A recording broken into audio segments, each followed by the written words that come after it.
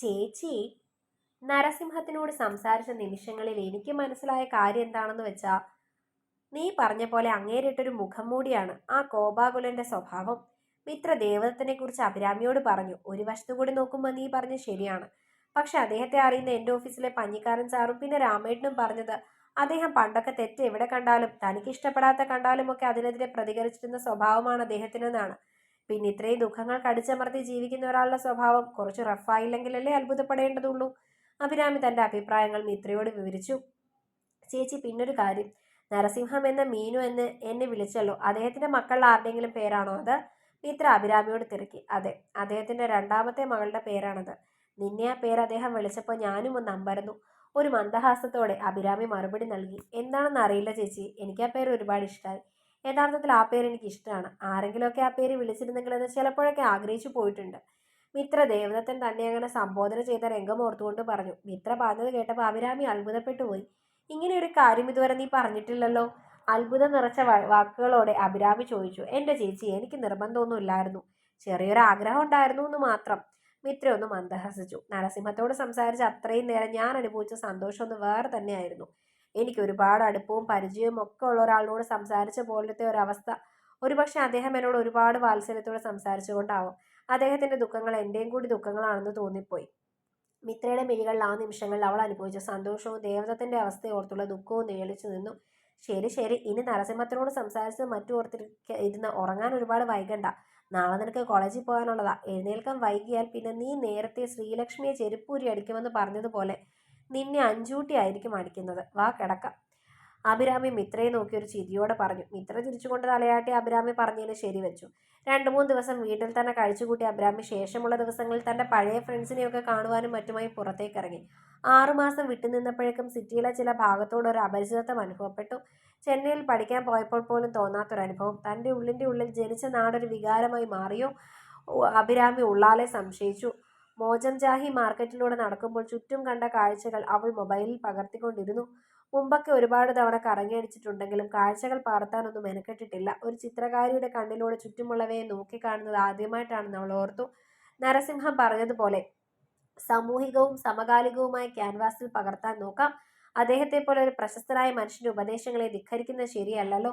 തന്റെ അമ്മ ഒരിക്കലും ഒരു ചിത്രകലയെ പ്രോത്സാഹിപ്പിച്ചിട്ടില്ലെന്ന് കരുതി നിരുത്സാഹപ്പെടുത്തിയിട്ടുമില്ല.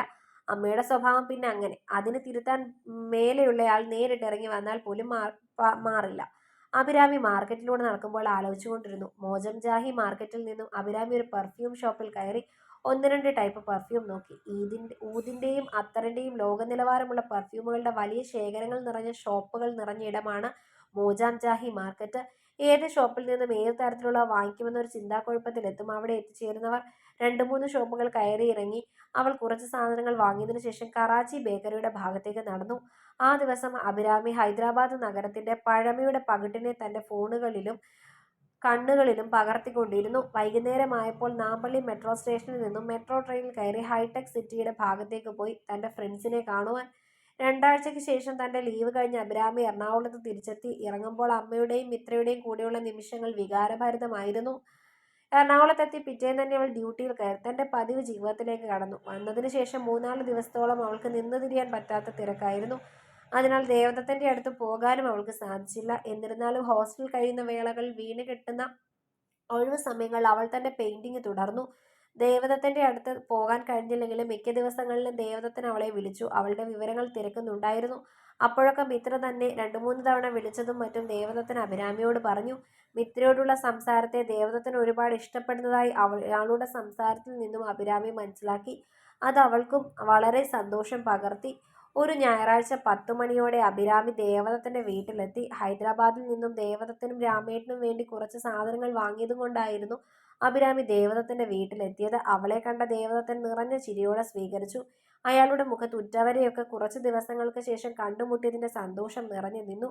പൂമുഖത്തിരുന്നു കൊണ്ട് ഹൈദരാബാദിൽ അവളുടെ വീട്ടിലെ വിശേഷങ്ങളും മറ്റും അയാൾ ചോദിച്ചറിഞ്ഞു. രാമേട്ടൻ അവിടെ ഇല്ലെന്ന സംഭാഷണ മധ്യേ ദേവദത്തൻ അഭിരാമിയോട് പറഞ്ഞു. രാമേട്ടൻ എവിടെ പോയി നരസിംഹം? മിഴികളിൽ ശോകം അണിഞ്ഞുകൊണ്ട് അഭിരാമി ചോദിച്ചു. കാരണവരെല്ലാ മാസവും ചില ക്ഷേത്രങ്ങളിൽ തീർത്ഥാടനത്തിനായി പോവും. അങ്ങേർക്ക് വേണ്ടിയല്ല, എനിക്ക് വേണ്ടി.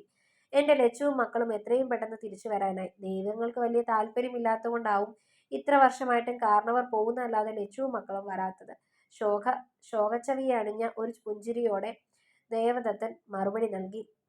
സാരമില്ല നരസിംഹം, തമ്മിൽ കാണണമെന്ന് ദൈവം വിധിച്ചിട്ടുണ്ടെങ്കിൽ നിങ്ങൾ തമ്മിൽ കണ്ടുമുട്ടും. ദേവദത്തന്റെ ആ സമയത്തെ ശോകാർദ്ര ഭാവത്തെ ഒന്നകറ്റാനായി അഭിരാമി ചുണ്ടിൽ ഒരു ചിരിയെടുത്ത് അണിഞ്ഞുകൊണ്ട് പറഞ്ഞു. മറുപടിയായി ദേവദത്തൻ ഒന്ന് മന്ദഹസിച്ചു. മിത്ര നരസിംഹത്തെ വിളിക്കുമ്പോൾ വെറുപ്പിച്ചു കൊല്ലാറുണ്ടോ? നാക്കിനൊരു എല്ലുമില്ലാത്ത സംസാര പെണ്ണിന് ചിലപ്പോ, അതാ ചോദിച്ചത്. അഭിരാമി ചിരിച്ചുകൊണ്ട് മിത്രയെക്കുറിച്ച് ദേവദത്തിനോട് ചോദിച്ചു. മിത്രയല്ലടോ, എനിക്കവൾ മീനൂട്ടിയാ. ഒന്ന് മന്ദഹസിച്ചുകൊണ്ട് അഭിരാമിയെ തിരുത്തി. അങ്ങനെയെങ്കിൽ അങ്ങനെ. നരസിംഹത്തിനെ മീനൂട്ടി വിളിക്കുമ്പോൾ കത്തി വെച്ച് കൊല്ലാറുണ്ടോ എന്ന് അഭിരാമി ഒന്ന് കെറിവിച്ചുകൊണ്ട് ചോദിച്ചു. അതൊന്നുമില്ലടോ. നിങ്ങൾ പറയുമായിരിക്കും അവൾക്ക് നാക്കിനില്ലാത്ത സംസാരമാണെന്ന്. പക്ഷെ അതാണ് അവളുടെ പ്ലസ് പോയിന്റ്. താൻ സംസാരിക്കുന്ന ആളിനെ ആ സംസാരിക്കുന്ന സമയത്തെങ്കിലും എല്ലാ മാനസിക പിരിമുറുക്കത്തിൽ നിന്നും പുറത്തു കൊണ്ടുവരുന്നതും സന്തോഷം പകരുന്നതും ചില്ലറ കാര്യമല്ല. ആളൊരു കാന്താരി ആയതുകൊണ്ട് അതിൻ്റെതായ കുസൃതികൾ സംസാരത്തിൽ നിറഞ്ഞു നിൽക്കും. സമയം പോകുന്നത് അറിയില്ല. ദേവദത്തൻ ചിരിച്ചുകൊണ്ട് മറുപടി നൽകി. അയാളുടെ മുഖത്ത് ആ സമയങ്ങളിൽ അയാൾ അനുഭവിക്കുന്ന ആനന്ദങ്ങൾ നിറഞ്ഞു നിന്നിരുന്നു.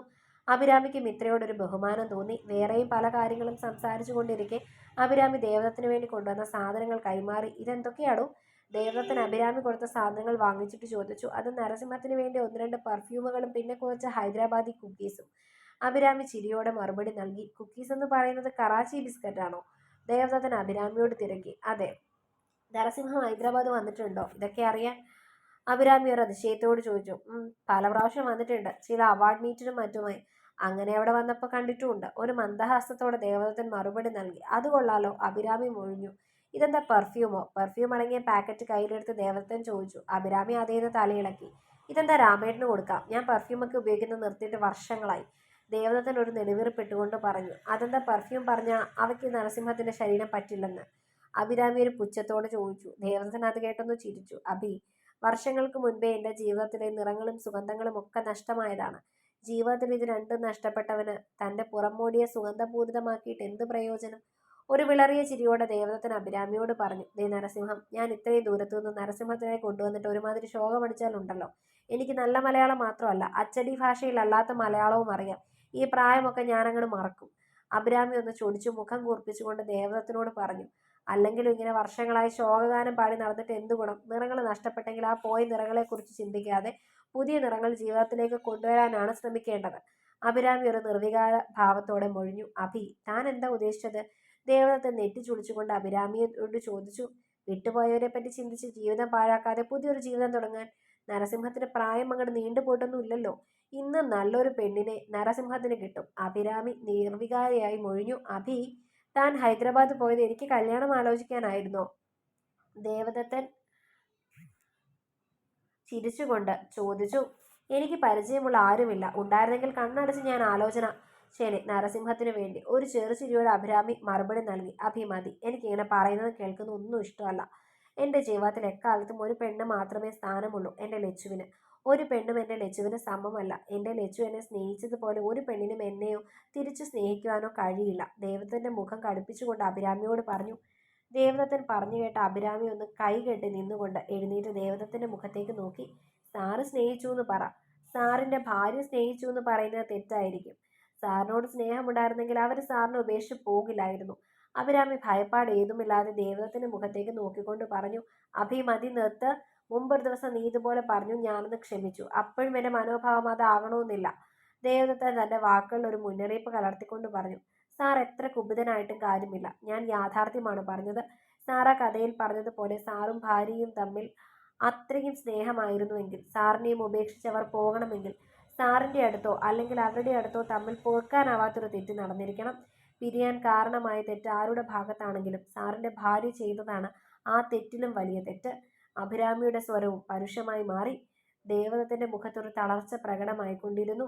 എൻ്റെ ലച്ചുവിന് ഒരിക്കലും തെറ്റ് ചെയ്യുവാൻ കഴിയില്ല. ലച്ചു തെറ്റ് ചെയ്തിട്ടില്ല. ലച്ചുവിൻ്റെ തെറ്റുകൾ എപ്പോഴും എൻ്റെ തെറ്റുകളാണ്. ദേവദത്തൻ ഒരു തളർച്ചയോടെ പറയുമ്പോൾ അയാളുടെ ശബ്ദം ഇടറി.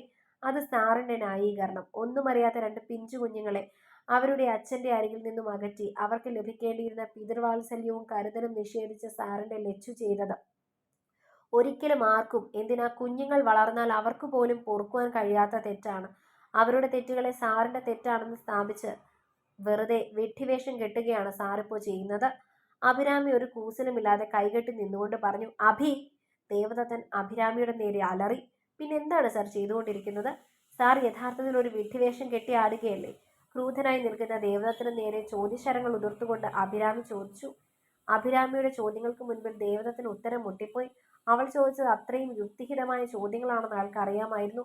സാറിന് ഉത്തരം മുട്ടിയല്ലോ അല്ലേ? സാറിനെ കുറിച്ച് യുക്തിയുള്ള ആരും അങ്ങനെ ചിന്തിക്കും. സാറിന് സ്വന്തം ഭാര്യ ഉപേക്ഷിച്ചു പോയി, അതും സാറിന്റെ പിഞ്ചു കുഞ്ഞുങ്ങളെയും കൊണ്ട്. എന്നിട്ടും സാർ അവരിൽ കുറ്റം കണ്ടെത്താതെ ആ കുറ്റം സ്വയം ഏറ്റെടുത്തിരിക്കുന്നു. എന്നിട്ട് സ്വയം ശിക്ഷിച്ചുകൊണ്ടിരിക്കുന്നു. സാറിനുള്ളതുപോലെ സാറിനോട് തിരിച്ചും അവർക്ക് സ്നേഹമുണ്ടായിരുന്നെങ്കിൽ അവർ സാറിനെ ഉപേക്ഷിച്ച് സാറിന്റെ കയ്യെത്ത അകലത്ത് നിൽക്കില്ലായിരുന്നു. ഇതിപ്പോൾ 1-2 വർഷമല്ലല്ലോ, 20 വർഷങ്ങൾക്ക് മുകളിലായില്ലേ? ഇന്നും അവരെക്കുറിച്ച് ഒരു വിവരവുമില്ല. ഇനി സാർ അത്രയ്ക്ക് വലിയ തെറ്റാ സ്ത്രീയോട് ചെയ്താൽ പോലും ഒരച്ഛൻ എന്ന നിലയിൽ സാറിന് മക്കളിലുള്ള അവകാശത്തെ ഇല്ലാതാക്കാൻ അവർക്ക് അവകാശമില്ല. സാറിനോട് പൊരുത്തപ്പെട്ടു പോകുവാൻ കഴിയുമായിരുന്നില്ലെങ്കിൽ അവർ ചെയ്യേണ്ടത് നിയമപ്രകാരം ബന്ധം വേർപ്പെടുത്തി സാറിന് സ്വന്തം മക്കളിലുള്ള അവകാശം നിലനിർത്തുകയായിരുന്നു. അല്ലാതെ ആ പിഞ്ചു കുഞ്ഞുങ്ങൾക്ക് അച്ഛന്റെ സ്നേഹം ഇല്ലാതാക്കുകയായിരുന്നില്ല ചെയ്യേണ്ടത്. അഭിരാമി തന്റെ മുഖം കടുപ്പിച്ചുകൊണ്ട് ദേവദത്തനോട് പറഞ്ഞു. മതി, നിർത്ത്. എനിക്കൊന്നും കേൾക്കണ്ട. എൻ്റെ ലച്ചുവിനെ കുറിച്ച് ആരും ഒന്നും പറയുന്നത് എനിക്ക് ഇഷ്ടമല്ല. താൻ ദയവായി ഇപ്പോൾ പോകണം. ദേവദത്തൻ അഭിരാമിയോട് കോപിഷ്ഠനായി അവൾ പറയുന്നത് കേൾക്കാൻ ഇഷ്ടപ്പെടാത്ത വണ്ണം പറഞ്ഞു. സാർ, ഞാൻ പൊയ്ക്കോളാം. ഞാൻ പോയതുകൊണ്ട് ഞാൻ പറഞ്ഞ കാര്യങ്ങൾ അങ്ങനെയല്ലെന്ന് സാറിന് നിഷേധിക്കുവാൻ സാധിക്കുമോ? എനിക്ക് ശരിയെന്ന് തോന്നുന്നത് എവിടെയാണെങ്കിലും ഞാൻ പറയും. എനിക്കങ്ങനെയാ ശീലം. ഒന്നുള്ളിൽ വെച്ച് മറ്റൊന്ന് പുറത്തു പറയുന്ന സ്വഭാവം എനിക്കിഷ്ടമല്ല. അഭിരാമി ഒരു പുച്ഛഭാവത്തിൽ ദേവദത്തനെ നോക്കിക്കൊണ്ട് പറഞ്ഞു. ദേവദത്തൻ രൂക്ഷമായി അവളെ ഒന്ന് നോക്കി. സാറ് പോകുന്നതിന് മുൻപ് ഒരു കാര്യം കൂടി പറഞ്ഞോട്ടെ? ദേവദത്തിന്റെ മുഖത്തേക്ക് നിർവികാരമായി നോട്ടമറിഞ്ഞുകൊണ്ട് മൊഴിഞ്ഞു. സാറിന്റെ ഭാര്യ ഇപ്പോഴും അത്രയധികം സ്നേഹിക്കുന്നു സാറിന് ഉറപ്പുണ്ടോ? അവരതുപോലെ സാറിനെ സ്നേഹിച്ചിട്ടുണ്ടെന്ന്? എനിക്ക് തോന്നുന്നില്ല അവർ സാറിനെ അതേപോലെ സ്നേഹിച്ചിട്ടുണ്ടെന്ന്. ഇത്രയും കാലം അവർ മക്കളെ പോലും സാറിന്റെ അടുത്തേക്ക് വിട്ടില്ലെങ്കിൽ ചിലപ്പോൾ അവർ വേറെ വിവാഹം പോലും കഴിച്ചിട്ടുണ്ടാവാം. പക്ഷെ സാറിവിടെ അവരെ ഇപ്പോഴും പൂജിച്ചുകൊണ്ടിരിക്കുന്നു. സാറിങ്ങനെ ഉള്ളുനീറി ജീവിക്കുന്നത് കാണുമ്പോൾ എനിക്കൊരുപാട് സങ്കടമുണ്ട്. അതുകൊണ്ട് ഇത്രയെങ്കിലും പറയണമെന്ന് തോന്നി. ഞാൻ പൊയ്ക്കോട്ടെ? അഭിരാമി ഇത്രയും പറഞ്ഞുകൊണ്ട് തിരിഞ്ഞു നടക്കാൻ തുടങ്ങി. അഭി, നിൽക്കവിടെ. തനിക്ക് നേരെ പിന്തിരിഞ്ഞ് നടക്കുന്ന അഭിരാമിയെ ദേവദത്തൻ വിളിച്ചു. അഭിരാമി ഒന്ന് നിന്നു. എന്നിട്ട് തിരിഞ്ഞു നിന്ന് ദേവദത്തന്റെ മുഖത്തേക്ക് നോക്കി എന്താണെന്ന് തന്റെ കണ്ണുകളാൽ ആംഗ്യം കാണിച്ചു. താൻ എന്താ പറഞ്ഞത്? എൻ്റെ ലച്ചു വേറെ വിവാഹം കഴിച്ചിട്ടുണ്ടാവുമെന്നല്ലേ? എന്നാ കേട്ടോ, എൻ്റെ ലച്ചു എന്നെ അല്ലാതെ മറ്റൊരു പുരുഷനെ കുറിച്ച് ചിന്തിക്കുവാൻ പോലും കഴിയില്ല. പിന്നെ നീ പറഞ്ഞ വേറൊരു കാര്യം, ലച്ചു എന്നെ സ്നേഹിച്ചിട്ടില്ലെന്ന്, അതിനും മറുപടി കേട്ടു. എൻ്റെ ലച്ചു എന്നെ സ്നേഹിച്ചതുപോലെ ആരും എന്നെ സ്നേഹിച്ചിട്ടില്ല. ഒരിക്കൽ അപകടം പറ്റി ഞാൻ ജീവിതത്തിനും മരണത്തിനും ഇടയിലെ നൂൽപ്പാലത്തിൽ നിൽക്കുമ്പോൾ അവൾ എൻ്റെ ജീവന് വേണ്ടി ഊണും ഉറക്കവും ഒഴിച്ച് പ്രാർത്ഥനകളുമായി ദൈവങ്ങളോട് യാചിക്കുകയായിരുന്നു. ആ ലച്ചുവിൻ്റെ സ്നേഹത്തെ പറ്റി എനിക്ക് നിന്നെയെന്നല്ല ആരെയും ബോധിപ്പിക്കേണ്ടതില്ല. ഭ്രാന്തമായ ഒരു ആവേശം നിറഞ്ഞ വേദനയോട് പറഞ്ഞു നിർത്തി. സാർ, എന്നിട്ട് എവിടെ സാറിനോട് ഇത്രയും സ്നേഹമുണ്ടായിരുന്ന സാറിൻ്റെ ഭാര്യ? സാറ് പറഞ്ഞതുപോലെ ആയിരുന്നെങ്കിൽ അവരിന്ന് കൂടെ കാണുമായിരുന്നല്ലോ. എന്നിട്ട്